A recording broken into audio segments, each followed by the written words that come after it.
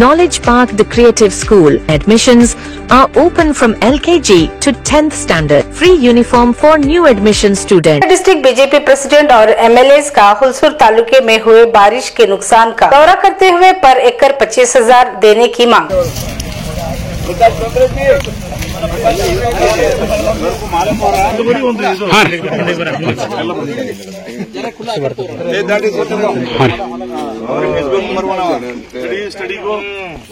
नमस्कार, मैं वर्षा रानी, आप देख रहे हैं बीके न्यूज। बीके न्यूज में आपका स्वागत है। इधर डिस्ट्रिक्ट हुलसूर तालुके में पिछले दिनों हुए भारी बारिश और बाढ़ की वजह से एकड़ फसल बर्बाद हुए, जिससे किसानों को काफी नुकसान हुआ है। इसको लेकर बीदर बीजेपी यूनिट और बीजेपी के एमएलए ने 11 अक्टूबर 2025 को हुलसूर तालुके के कई ग्रामीण एरियाओं का दौरा करते हुए खेतों का जायजा लेते हुए कर्नाटका सीएम सिद्धरामैया से मांग की कि किसानों को पर एकड़ 25,000 रूपए कंपनसेशन दिया जाए और सीएम को फिर बीदर डिस्ट्रिक्ट का दौरा करने की मांग की। BJP state president BY Vijendra के मार्गदर्शन पर एमएलए शरणु सालगार ने बीदर डिस्ट्रिक्ट के BJP MLA doctor Shailendra Beldal, doctor Siddhu Patil, Prabhu Chauhan, BJP district president Somnath Patil, ex MLC Raghunath Rao Malkapure, Ishwar Singh Thakur, Gurunath Jantikar, Upatai Jadhav, Suryakant Chillabatte समेत कई बीजेपी लीडर्स और कार्यकर्ता। Public school English medium admissions are open, nursery to higher classes.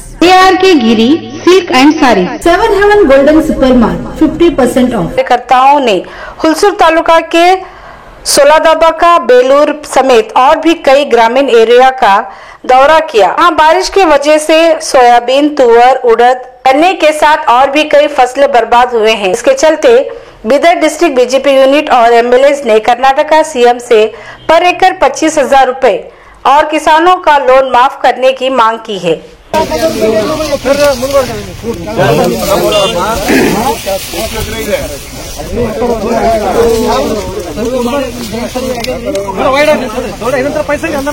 Welcome to Microzarf. We offer expert training in cloud, DevOps, AI, and Linux. Microzarf, empowering future engineers. Enroll now. ಭಾರತೀಯ Janata party Bidar ವತಿಯಿಂದ ರಾಜ್ಯದ ಅಧ್ಯಕ್ಷರು ಆದಂತ ಸನ್ಮಾನ್ಯ ಶ್ರೀ ವಿಜೇಂದ್ರ ಅವರ ಆದೇಶದ ಹಿನ್ನೆಲೆಯಲ್ಲಿ ಇವತ್ತು ಬೆಳಗ್ಗೆ ಸರಿಸುಮಾರು 9 ಗಂಟೆಗೆ ನಾವು ಪ್ರಾರಂಭ ಮಾಡಿ ಬೀದರ್ ಜಿಲ್ಲೆಯ ಎಲ್ಲ 6 ವಿಧಾನಸಭಾ ಮತಕ್ಷೇತ್ರಗಳಿಗೆ ಬೀದರ್ ಜಿಲ್ಲೆಯ ಎಲ್ಲ ನಾವು ಶಾಸಕರು, ಜಿಲ್ಲೆಯ ಅಧ್ಯಕ್ಷರು ಹಾಗೂ ನಮ್ಮೆಲ್ಲ ಪಕ್ಷದ ಮುಖಂಡರ ಜೊತೆ ಪ್ರತಿಯೊಂದು ತಾಲೂಕಿಗೆ, ಪ್ರತಿಯೊಂದು ವಿಧಾನಸಭಾ ಕ್ಷೇತ್ರಕ್ಕೆ ಹೋಗಿ ಸುಮಾರು 4 ತಿಂಗಳಿಂದ ಸುರಿದಂತ ಧಾರಾಕಾರ ಮಳೆಯಿಂದ ರೈತರ ಬದುಕು ಕತ್ತಲಾಗಿದ್ದನ್ನ ನಾವು ವೀಕ್ಷಣೆ ಮಾಡಿ ಸರ್ಕಾರದ ಗಮನ ಸೆಳೆಯುವ ನಿಟ್ಟಿನಲ್ಲಿ ನಾವು ಬೆಳಗ್ಗೆಯಿಂದ ಇವತ್ತು ಪ್ರವಾಸ ಮಾಡಿದ್ದೇವೆ. ಈಗಾಗಲೇ ರಾಜ್ಯದ ಅಧ್ಯಕ್ಷರು ಬೀದರ್ ಜಿಲ್ಲೆ ಪ್ರವಾಸವನ್ನು ಮುಗಿಸಿದ್ದಾರೆ. ನಮಗೊಂದು ನಿರೀಕ್ಷೆ ಇತ್ತು, ಈ ರಾಜ್ಯದ ಮುಖ್ಯಮಂತ್ರಿಗಳಾದಂತಹ ಸನ್ಮಾನ್ಯ ಶ್ರೀ ಸಿದ್ದರಾಮಯ್ಯನವರು ಮಾತೆತ್ತರು ಎಲ್ಲ ಕಡೆ ಹೇಳ್ತಿರು, ನಾನು ಬಡ ರೈತನ ಮಗ, ರೈತ ಕುಟುಂಬದಿಂದ ನಾನು ಬಂದಂತವನು ಅಂತ ಹೇಳಿ ನಾವು ನಿರೀಕ್ಷೆಯನ್ನ ಮಾಡಿದ್ದೇವೆ. ಬಹುತೇಕ ಕರ್ನಾಟಕದಲ್ಲಿ ಅಷ್ಟೇ ಅಲ್ಲ, ಇಡೀ ಭಾರತದಲ್ಲಿ ಈ ಸಲ ಇಂಥ ಮಳೆ ನಮ್ಗೆ 50 ವರ್ಷ. ಈಗ ನಾವು ರಾಜ್ಯದ ಅಧ್ಯಕ್ಷರಾದಂತಹ BY ವಿಜೇಂದ್ರ ಅವರ ನೇತೃತ್ವದಲ್ಲಿ ಮತ್ತೆ ನಿಮ್ ಕಣ್ತರತಕ್ಕಂತ ಕೆಲಸ ಮತ್ತೆ ಮಾಡ್ತೀವಿ. ದಯಮಾಡಿ ಈ ದೀಪಾವಳಿ ಒಳಗಡೆ ತಾವು 1 ಎಕರೆಕ್ಕೆ 25,000 ರೂಪಾಯಿ ಅನೌನ್ಸ್ ಮಾಡ್ರಿ. ಇವತ್ತು ಸೋಯಾಬೀನ್ ದನನು ತಿನ್ನಕ್ಕಾಗಲ್ಲ, ಉದ್ದ ಹೆಸರ ನೀರಾಗ ನಾಟಿ ಹೊಂಟವ.